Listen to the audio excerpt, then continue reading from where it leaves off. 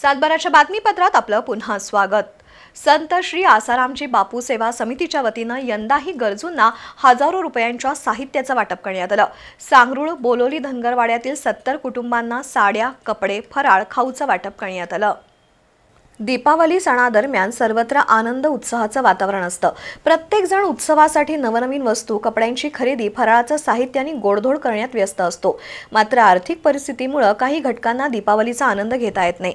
अशा घटकांसाठी गेल्या 20 वर्षांपासून कोल्हापुरातील शाहूपुरी इथल्या संत श्री आसारामजी बापू सेवा समितीच्या सदस्यांकडून मदतीचा हात दिला जातोय।